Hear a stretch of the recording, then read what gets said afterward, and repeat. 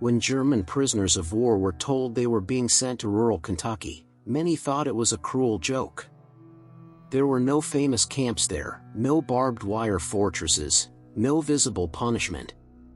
Instead, they were taken to quiet farmland, far from the front lines and far from the world they knew. To men raised on Nazi propaganda about brutal Americans, this calm felt deeply suspicious. They didn't yet understand that this assignment was designed not to break their bodies, but to dismantle their beliefs. In 1943, as the tide of World War II slowly began to shift, thousands of German prisoners of war were transported across the Atlantic to the United States. Many expected harsh camps, public humiliation, or brutal retaliation. Instead, some found themselves unloaded from military trucks in the rolling countryside of Kentucky, a place so quiet and ordinary that it felt deliberately insulting. For hardened soldiers, some of whom had fought in North Africa or Italy, the assignment seemed absurd. There were no towering fences, no guard towers looming overhead. The landscape was open, dotted with farms, barns, and dirt roads that disappeared into the hills. A small number of American guards watched them calmly, rifles slung loosely, showing none of the hatred the prisoners had been warned about. German propaganda had painted Americans as either savage monsters or soft, undisciplined cowards. Kentucky fit neither image. The guards spoke normally, issued clear instructions, and treated the prisoners with a level of professionalism that unsettled them. This wasn't mercy, the prisoners told themselves, it had to be deception. The work assignments only deepened the confusion. Instead of punishment labor, the POWs were sent to help local farmers, repair fences, harvest crops, and unload supplies. For many, this felt like a humiliation worse than beatings. Men trained for combat were now working fields alongside civilians, their uniforms dusty instead of glorious. What disturbed them most, however, was the behavior of the locals. Some farmers spoke to them directly. A few offered water during long workdays. Others nodded politely, as if the men before them were workers, not enemies responsible for devastation overseas. There was no cheering crowd, no vengeance, just routine. At night, inside wooden barracks, tensions grew. Loyalists to the Nazi regime warned others not to be fooled. They insisted this kindness was psychological warfare, a trap meant to weaken discipline and loyalty. But quieter voices began asking dangerous questions. Why would an enemy treat prisoners this way? What purpose did this serve? None of them yet realized the truth. Kentucky was not chosen to punish them physically. It was chosen because normal life, calm, dignity, and restraint posed a far greater threat to the ideology they carried with them. As weeks passed, the German prisoners began to realize that life in rural Kentucky was not an exception or a temporary illusion, it was the system. The routine stayed calm. The guards remained distant but fair. And the work among civilians continued day after day, slowly eroding the tension the prisoners had arrived with. For the most committed Nazi loyalists, this was deeply alarming. Inside the POW compounds, informal hierarchies had formed quickly. Senior officers and ideological hardliners worked hard to maintain discipline, holding whispered meetings at night and reminding others of their duty to the Reich. They warned that American friendliness was a calculated weapon, a subtle form of brainwashing meant to weaken resolve and loyalty. But outside the barracks, reality kept interfering. On farms and work sites, prisoners were treated less like enemies and more like temporary laborers. They were paid small wages, as required by the Geneva Convention. They could buy snacks, writing paper, even cigarettes. Some were allowed to attend supervised town events or church services. None of this matched what they had been taught to expect from captivity. The cracks began to show in small ways. Conversations with farmers turned awkwardly human. A man milking cows might mention a son fighting in Europe, not with rage, but worry. Another would complain about rationing or long workdays. These were not monsters. These were people living through the same war, just on the other side. This normalcy was dangerous. Officers noticed that salutes grew sloppy. Political discussions became less confident. A few prisoners even expressed admiration for the efficiency and order of American farms, an unthinkable sentiment back home. The more time they spent surrounded by ordinary life, the harder it became to maintain the idea of moral superiority. Tensions inside the camps escalated. Loyalists accused others of weakness. Arguments turned physical. In some camps across the U.S., informers punished those who questioned Nazi ideology. Kentucky was no exception.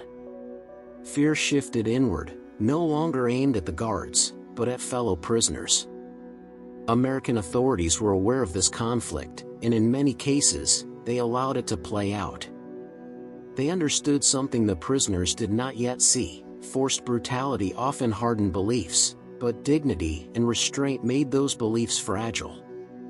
For some German POWs, the greatest shock was not captivity itself, but the unsettling realization that their enemy did not need cruelty to win. By simply letting reality speak for itself, the Americans were achieving something far more powerful. And soon, that quiet pressure would force the prisoners to make choices that could follow them long after the war ended. By the time autumn settled over the hills of Kentucky, the true battlefield had shifted. There were no gunshots, no bombardments, and no advancing armies, yet the conflict among the German prisoners intensified. What had once been a shared sense of captivity fractured into suspicion, fear, and ideological warfare. The most devoted Nazi prisoners understood the danger clearly. The Americans were not trying to extract confessions or force loyalty oaths. Instead, they allowed time, routine, and exposure to normal life to do the work. To the hardliners, this was intolerable. If belief collapsed, so did identity. Secret courts began forming inside the barracks. Prisoners accused of defeatism or American sympathy were interrogated at night. Some were beaten. Others were threatened. In a few cases across POW camps in the region, men were found dead under suspicious circumstances, officially labeled as suicides. Whether every rumor was true hardly mattered, fear was enough to enforce silence. American guards noticed the change. Prisoners who once joked during work details became withdrawn. Others requested transfers, claiming illness or injury. Intelligence officers quietly monitored conversations, intercepting letters and observing patterns of violence.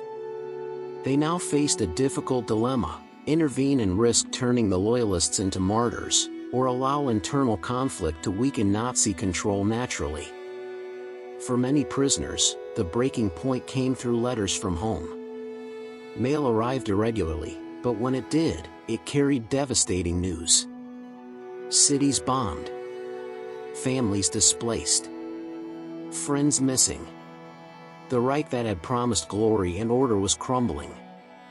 Meanwhile, their captors fed them regularly, followed international law, and allowed them to work without humiliation. The contradiction was impossible to ignore. Some prisoners began attending English classes offered in camp. Others borrowed American newspapers, reading about battles the German radio never mentioned. A few even listened secretly to Allied broadcasts, piecing together a version of the war far different from what they had believed. This did not mean loyalty vanished overnight. Guilt remained powerful. So did fear of retribution once the war ended. But belief, once absolute, became conditional. Questions replaced slogans.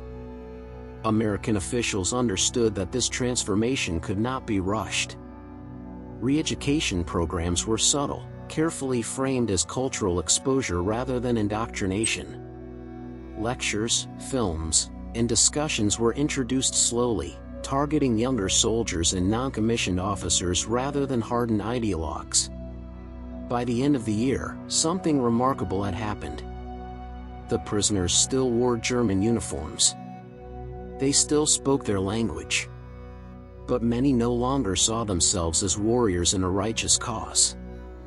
They were men trapped between a collapsing past and an uncertain future. The war in Europe would end with surrender. For these prisoners in Kentucky, the war inside their minds was far from over. When the war in Europe officially ended in May 1945, the news reached the German prisoners in Kentucky not with explosions or celebration, but with silence. There were no speeches from American officers, no triumphant announcements. Instead, guards confirmed what many already suspected: Nazi Germany had surrendered. The Reich was finished. For some prisoners, the moment felt unreal. Men who had spent years defining themselves through obedience, rank, and ideology were suddenly left without a cause. The enemy they had been taught to hate had defeated them, yet had never treated them as subhuman. That contradiction lingered heavier than defeat itself. Reactions inside the camps were deeply divided. A small group of loyalists refused to accept reality, calling surrender a lie or a betrayal. But most prisoners were exhausted. The internal conflicts, the fear, and the slow erosion of certainty had taken their toll. When American authorities removed the most radical prisoners and separated them from others, resistance collapsed almost overnight. The months that followed were not marked by revenge, but by preparation. The prisoners were informed they would eventually be returned to a Germany in ruins. Many now feared going home more than they had feared captivity. What would remain of their cities? Their families? And how would they explain years spent fighting for a regime the world now condemned? In Kentucky, re-education efforts became more direct, but never overtly coercive. Prisoners attended lectures on democracy, law, and the structure of American society. They watched films documenting concentration camps and the destruction of Europe.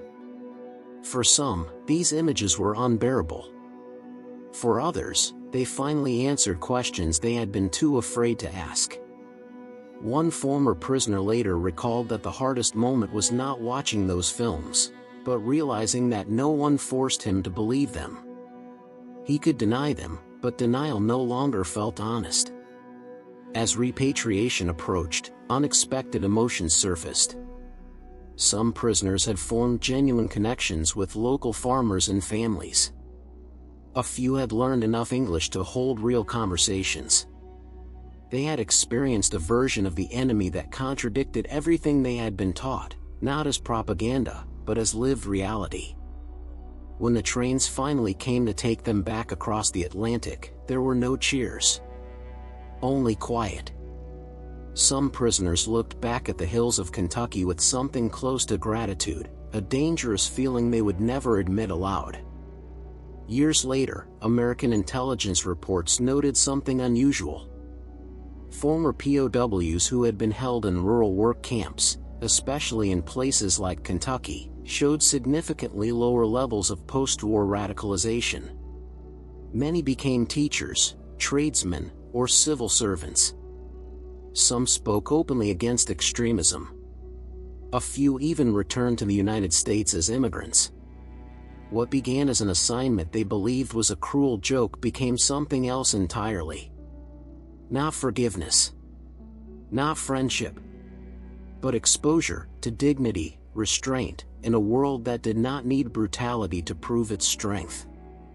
In the end, the greatest shock for the German prisoners in Kentucky was not defeat. It was discovering that their enemy won by refusing to become what they had been taught to fear. If this story mattered to you, consider subscribing. More forgotten history is coming.